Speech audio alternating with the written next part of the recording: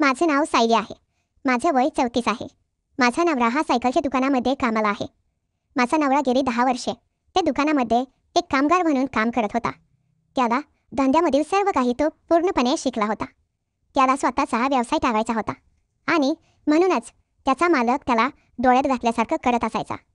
तो सतत त्याला बोलून दाखवत असायचा की मी तुला सांभाळलं, म्हणूनच तू मोठा झालास आणि आता माझ्या जीवावरती तू स्वतःचा धंदा टाकायला पाहतोय, हे चुकीचं आहे.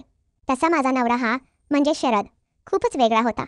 तो कधीच कोणाला नाही म्हणत नसायचा आणि त्याच्या याच स्वभावाचा फायदा सर्वजण घेत असायचे. आमच्या गावामध्ये एक तात्या म्हणून एक माणूस होता. तात्या सर्वांना पैसे उधार द्यायचा आणि गरजवंत माणसांना तो मदत करत असायचा. त्याचा खूपच चांगला स्वभाव होता. प्रत्येक कार्यक्रमाला, उद्घाटनाला वगैरे त्यालाच बोलवत असायचे. म्हणजे थोडक्यात तात्या आमच्या गावातील एक वरिष्ठ माणूस होता. थोडक्यात त्याला म्होरक्या म्हटलं तरी चालेल. आणि पुढे जाऊन तात्या हा हळूहळू वेगळाच वागू लागला होता. म्हणजेच ज्या वेळेला माझ्या नवऱ्याने मला सांगितलं की सायली, आता मी स्वतःचा व्यवसाय करणार आहे आणि मला सायकलचे दुकान टाकण्यासाठी 5 लाख रुपये लागणार आहेत. मग मी म्हणाले, अहो, एवढे पैसे कुठून येणार? मग त्यांनी मला तात्याबद्दल सांगितलं. तात्या हा गरीब माणसांना आणि त्यांच्या अडचणी दूर करण्यासाठी मदत करतो, असं म्हणून माझ्या नवऱ्याने तात्याबद्दल सर्व काही सांगितलं होतं. परंतु तात्याचा दाखवण्याचा चेहरा वेगळा आणि दुसरा चेहरा वेगळाच होता. म्हणून मीही माझ्या नवऱ्याला म्हटलं, अहो, तुम्ही एक काम का करत नाही? मी माझ्या माहेरी पैसे मागून बघते आणि मग आपण व्यवसाय टाकूया. माझा नवरा म्हणाला, अगं, तुझ्या माहेरी नको कशाला मागतेस उगाच. तरीही मी माझ्या नवऱ्याचं न ऐकता मी माझ्या घरी माझ्या आईवडिलांना 5 लाख रुपयासाठी मागणी केली. माझे आईवडील मला म्हणाले की अगं सायली, एवढे पैसे आमच्याकडे तरी कुठून आहेत? असते तर नक्कीच दिले असते. अगं, तुझं हे चांगलं झालेलं आम्हालाही नक्कीच आवडेल ना. काय करणार आता? माझ्या घरची ही परिस्थिती खूप हलाखीची होती. माझ्या वडिलांचं नुकतंच रिटायरमेंट झालं होतं आणि त्यांना पेन्शन सुरू होती. त्यांच्या पेन्शनवर त्यांचं घर चालत असायचं आणि मी त्यांना एवढे पैसे मागितले, परंतु ते मला म्हणाले की अगं सायली, 1 लाख रुपये तरी जमा होतील, पण 5 लाख रुपये म्हणजे खूपच जास्त होतात. तेवढे कुठून पैसे जमा होणार? असं म्हटल्यानंतर ही मी माझ्या नवऱ्याला सांगितलं. तसं माझा नवरा मला म्हणाला, अगं, तुला मी म्हटलं होतं ना, कशाला उगाच त्यांना त्रास देतेस? तसं माझा नवऱ्याचा स्वभाव हा खूपच बुळसट आहे आणि खूपच शांत होता. मी माझ्या नवऱ्याला म्हटले की मग आता करायचं काय? एक काम करा, घरातील दागिने विकून या. किती येतात पहा? माझा नवरा म्हणाला, सायली, घरातील दागिने इन तुझ्या गळ्यातील मंगळसूत्र एवढ्याच किती येणार आहेत? 5-10 हजार रुपये येतील. माझा नवरा हा विचार करतच बसला होता. तो विचार करत होता रात्रंदिवस की काय करावं. आता त्याचा हा धंदा टाकण्याचा निर्णय पाहून त्याला मालकानेही त्याच्या दुकानातून कामावरून काढून टाकलं होतं. तिथे माझ्या नवऱ्याला 12,000 रुपये पगार मिळत होता. त्यामध्ये कसंबसं आमचं भागत असायचं. परंतु माझा नवरा मला म्हणाला की अगं सायली, मी जिथे कामाला आहे तिथे मी 10 वर्षे झालं काम करतोय आणि या 10 वर्षामध्येच मी मालकाला खूप मोठा झालेला पाहिला आहे. मला पण धंदा टाकायचा आहे आणि म्हणूनच तो खूप तळमळ करत होता. शेवटी मी त्याला कंटाळून म्हणाले की मग एक काम करा, तुम्ही सांगितलं ना त्या तात्यांना बोलून पहा. त्यांनी आपली मदत केली तर खूपच छान होईल. माझ्या नवऱ्यालाही हे ते खूप छान वाटलं, कारण की मी त्यांच्या म्हणण्यानुसार तयार झाले होते. आता माझा नवरा उद्या तात्यांना बोलतो म्हणून मी झोपी गेले. सकाळ झाली. नेहमीप्रमाणे माझ्या नवऱ्याने अंघोळ वगैरे केली आणि तो तात्यांकडे निघून गेला. तात्यांच्या घरी गेला. पहिल्यांदाच 2-3 माणसे उभे होते त्यांच्या अडचणी घेऊन. तिथे माझ्या नवऱ्याने तात्यांना सांगितलं की तात्या, मला सायकलचे दुकान टाकायचं आहे. त्यासाठी मला 5 लाख रुपयाची अडचण आहे. तुम्ही मला 5 लाख रुपये द्याल का? मी तुम्हाला ते व्याजासकट परत करेन. तात्या म्हणाले, अरे शरद, 5 लाख रुपये म्हणजे खूपच जास्त होतात. तरीही पाहू, मी घरी येतो तुझ्याकडे. आता तुझे असं म्हणून तात्यांनी माझ्या नवऱ्याला घरी पाठवलं आणि संध्याकाळी 7-8च्या सुमारास तात्या घरी आले. त्यांनी कडी वाजवली. मी दाराची कडी उघडली. मी स्वयंपाक करत होते. माझा पदर हा स्वयंपाक करण्यामुळे पांढरा झाला होता. पीठ लागल्यामुळे आणि माझ्याकडे तात्या पाहतच राहिले. मी माझ्या नवऱ्याला म्हणाले, अहो, तात्या आलेत. माझ्या नवऱ्याला मी आवाज दिला आणि बोलावलं. तात्यांना मी खुर्चीवरती बसवलं. तात्या माझ्याकडे पाहतच होते. तात्यांनी मला विचारलं, काय गं सायली, सायकलचं दुकान टाकायचे म्हणतोय हा? मीही हो हो म्हणाले. अहो, त्याच्यासाठीच तर पैसे लागणार आहेत. तात्या म्हणाले, पण 5 लाख रुपये खूप जास्त होतात. असं तुला वाटत नाही? आणि कोणत्या भरोशावर द्यायचे? तेवढ्यात माझा नवरा म्हणाला, हो तात्या, मी काय पळून जाणार आहे काय? आणि मी गावातच तर धंदा करणार आहे. मी तुम्हाला हवे तसे पैसे वापस देईन, ते पण व्याजासकट. तेवढ्यात तात्या म्हणाले, अरे व्याज वगैरे काय देऊ नकोस. पैसे दिले तरी पुढे. आणि मी तेवढ्यात तात्यांना म्हणाले, अहो तात्या, द्या ना हो. एवढी बाळ, आम्हाला मदत करा. आम्ही तुम्हाला कधीच नाही म्हणणार नाही. आणि तुमचे सर्व पैसे आम्ही परत करू. मी असे म्हणतानाच तात्यांनी पूर्ण लक्ष माझ्या शरीराकडे आणि माझ्याकडे होतं. तात्या डोळे भरून माझ्याकडे पाहत होते आणि तात्यांनी माझ्यावरती विश्वास ठेवूनच म्हणाले, हे बघ शरद, मी तुझ्याकडे नाही तर तुझ्या बायकोकडे बघून पैसे देतोय. तू किती दिवसात मला पैसे वापस करशील? तसं माझा नवरा म्हणाला, तात्या, मी तुम्हाला 2 वर्षामध्ये पैसे वापस करेन, असं माझ्या नवऱ्याने त्यांना सांगितलं. तेही टप्प्याटप्प्याने. तात्या मला म्हणाले, हे बघ सायली, हा काय म्हणतोय ते तुला ऐकावं लागेल. आणि जर यांनी पैसे दिले नाहीत तर मी जे म्हणेन ते तुला करावं लागेल. मी म्हणाले, तात्या काय म्हणताय तुम्ही? तेवढ्यात तात्या म्हणाले, तुझ्या नवऱ्याने पैसे वापस दिले नाहीत तर मी काय करणार? मी काय 5 लाख रुपये झाडाची तोडून आणणार आहे काय? माझ्या तरी घरी पैशाचं तरी झाड आहे काय? मी पण कमवलेलेच आहे. आणि माझे पैसे नाही मिळाले तर तुला माझ्याकडे यावे लागेल. मी म्हणाले, कशासाठी? तात्या म्हणाले, अगं काही नाही, 1 वर्षभर तुला माझ्या घरी काम करावं लागेल. मी हो म्हणाले, ठीक आहे तात्या. असं म्हणून तात्यांनी माझ्या नवऱ्याला 5 लाख रुपये देऊन टाकले.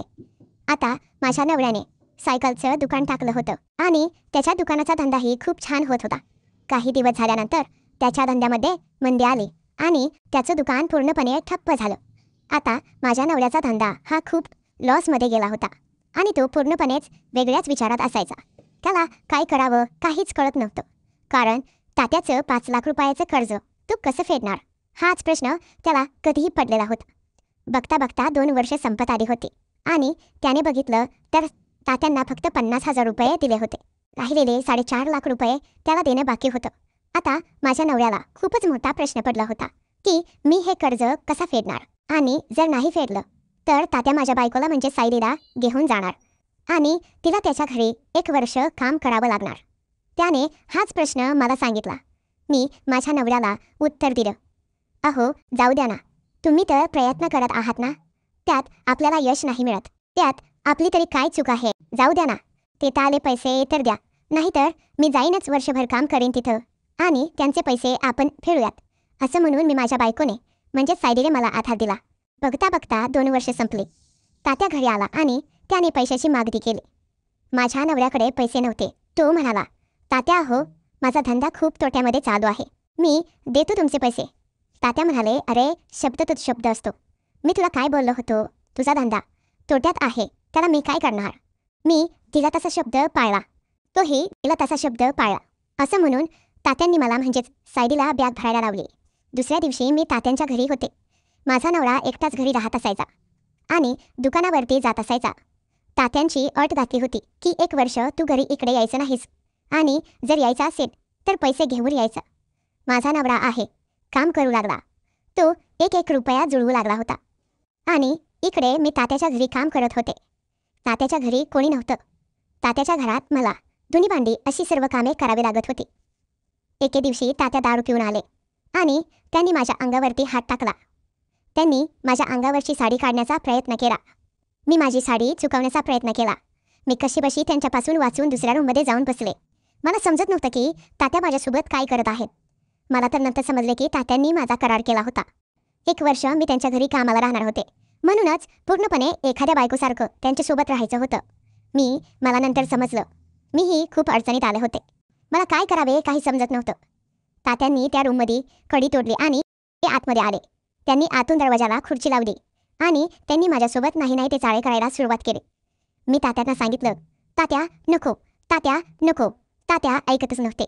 त्यांनी माझ्यासोबत जबरदस्ती करायला सुरुवात केली. त्यांनी माझ्या अंगावरची साडी काढली आणि माझ्या अंगावरील सर्वच कपडे काढण्याचा प्रयत्न करत होते. सोबत माझ्या शरीराचे ते चुंबनही घेत होते. त्यांनी चुंबन घेताना माझ्या शरीरावर खूप नखे ओढली होती. जणू काही वाघाच्या शिकारीत एखादी शेळी सापडली असावी अशी मी तात्यांच्या हातात सापडली होती. तात्यांनी माझ्या शरीराला ओढायला सुरुवात केली होती. आता काय करावे काहीच कळत नव्हतं. तात्या म्हातारे असून देखील ते माझ्यासोबत खूपच एखाद्या तरुण युवकाप्रमाणे सर्व काही गोष्टी करत होते. तात्यांना याच गोष्टीचा नाद होता. याआधी ते भरपूर गावातील बायकांशी संबंध ठेवून बसले होते. मला यावरच सर्व काही कळालं होतं की तात्या लोकांना पैसे का देतात आणि मदत का करतात. कारण लोकांचे पैसे भेटणार नाहीत झालं तर ते त्यांच्या बायकोसोबत असाच गैरव्यवहार करतात. या गोष्टी माझ्या लक्षात आल्या आणि आता माझ्या फक्त माझ्या नवऱ्याचा विश्वास होता. माझा नवरा कधी येईल आणि या नरकातून मला कधी घेऊन जाईल हीच मला अपेक्षा लागली होती. माझा नवरा येईपर्यंत तात्यांनी भरपूर माझ्यासोबत शारीरिक छळ करून घेतला होता. रोज तात्या माझ्यासोबत शारीरिक सुख घेत होता आणि माझ्या शरीराचे लचके ओढत होता. त्याने शरीर आणि मानसिक माझा छळ खूप वाढवला होता.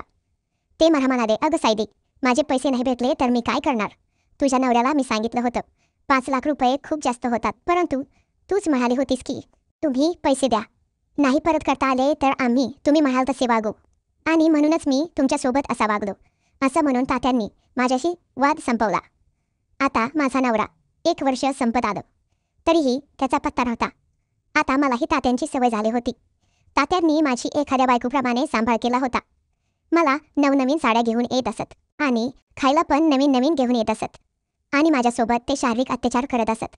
रोज माझ्यासोबत त्यांनी हवं तसं सुख घेतलं होतं. मला रोज काहीतरी वेगळं करायला लावत असायचे. मला ही देखील समजत नव्हतं की तात्यांना एवढ्या वयामध्ये अशा गोष्टी कशा काय सुचतात, परंतु त्यांचा तो व्यवसाय झाला होता. आता शरद येईल अशी अपेक्षाही मला वाटत नव्हती, परंतु तात्यांनी माझ्यासोबत नको नको ते करायला नको नको होतं. 30-40 वयाच्या मुलीसोबत एखाद्या 65 ते 70 वयाच्या म्हाताऱ्या माणसाने शारीरिक संबंध ठेवावेत हे कसे वाटतंय. हेच आमच्या दोघांच्यात झालं होतं. तात्या ऐकतच नव्हते. तात्या रोज माझ्या रूममध्ये येऊन मला बेडवरती पाडून त्यांना हवं तसं ते माझ्यासोबत करत असायचे. आता हे मला आता कंटाळवाणी झालं होतं. मी स्वतःचा जीव घालवण्याचा प्रयत्न करणार होते. मला एक वेळी आत्महत्या करण्याचा प्रयत्न करू वाटत होतं, परंतु मला नंतर समजलं की मला तात्यांपासून दिवस केलेले आहेत. माझ्या पोटामध्ये 3 महिन्याचं मूल होतं. माझा नवरा येण्याची मला शक्यता वाटत नव्हती आणि तो ज्या वेळेला आला त्या वेळेला मला 1 वर्षाचा मुलगा होता, तो तात्यांचाच. आणि माझा नवरा पैसे घेऊन आल्यानंतर मला तात्यांनी जाण्यासाठी नकार केला. ते शरदला म्हणत होते, शरद तू इथून निघून जा, तुला हवे तेवढे पैसे घे, परंतु सायलीला विसरून जा. आता ती माझी बायको आहे आणि माझा मुलगाही आहे. आम्ही एकत्र राहणार आहोत, परंतु माझं प्रेम शरदवर असल्यामुळे मी माझ्या नवऱ्याला विसरू शकत नव्हते आणि म्हणूनच मी माझ्या नवऱ्यासोबत जायला तयार झाले. जाताना मात्र मी तात्यांमुळे मला झालेला मुलगा हा तात्यांपाशीच ठेवला आणि तात्यांना सांगितलं, तात्या 1 वर्षभर तुम्ही म्हणेल तसं मी तुमच्यासोबत वागले आणि तुम्हाला हवं तसे ते मी सुख दिलं, परंतु आता माझी जाण्याची वेळ आली आणि मी जाताना एवढंच सांगते की मी तुमचे सर्व पैसे पूर्ण परतफेड इमानदारीने केले आहेत आणि इथून पुढे अशी वेळ कोणावरही येऊ नये हीच अपेक्षा करते. मदत करता येत असेल तर निस्वार्थीपणे करा. एखाद्या स्त्रीचा तळतळाट कधीच घेऊ नका असे म्हणून शरदनेही तात्याला पैसे दिले, परंतु तात्याची ही अक्कल ताळ्यावर आल्यामुळे तात्याने ते पैसे घेतले नाहीत. तेच पैसे त्याने माघारी दिले आणि म्हणाला, माझ्याकडून खूप चुकी झाली सायली, इथून पुढे ही चुकी माझ्याकडून होणार नाही आणि इथून पुढे प्रत्येक स्त्रीकडे मी आदरानं पाहीन असं म्हणून तात्याने ते पैसे शरदला वापस दिले आणि सांगितलं की अजून धंद्यामध्ये हे पैसे गुंतवून आणि इथून पुढे तुला यश मिळो हीच माझी प्रार्थना. असं म्हणून तात्याने मला आणि शरदला निघून जा म्हणून सांगितलं. मीही माझ्या दौऱ्याला घेऊन तिथून निघून आले. त्यानंतर तात्या 1 वर्षांनी मरण पावला, परंतु मी सांगितल्यामुळे तिथून पुढे तात्याने कोणत्या स्त्रीला गैरवर्तन केलं नाही किंवा कोणाच्याही अडचणींचा फायदा घेतला नाही, त्याच्या शरीराशी खेळला नाही. या गोष्टीचा खूप अभिमान वाटतो. माझ्या एका विचारामुळे कित्येक स्त्रियांचं आयुष्य वाटोळं होण्यापासून वाचलं होतं. आता मी आणि माझा नवरा शरद आम्ही दोघे खूप सुखात राहत आहोत. आता शरदचा धंदाही बऱ्यापैकी चालत आहे आणि आता आम्हाला कोणाचे पैसे परत करण्याची गरजही नाही, परंतु ह्या आयुष्याच्या वाटेवरती तात्या नावाचा एक कोणीतरी वाटसरू भेटला आणि काही काळ त्याच्यासोबत घालवला. ही गोष्ट कायम मनातली मनातच राहील. परंतु ते म्हणतात ना की अडचणी नाहीत असं आयुष्य जगण्यात तरी काय मजा.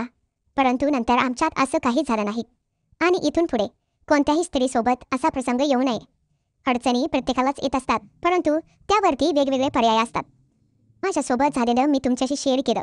अशी वेळ कोणावर कधीच येऊ नये. प्रेक्षकांनो, व्हिडिओ जर आवडला असेल तर व्हिडिओला लाईक करा. अशीच व्हिडिओ पाहण्यासाठी आपल्या या चॅनलला सबस्क्राईब करा आणि भेटूयात अशीच एक नवीन कथा घेऊन पुढच्या व्हिडिओमध्ये. तोपर्यंत धन्यवाद.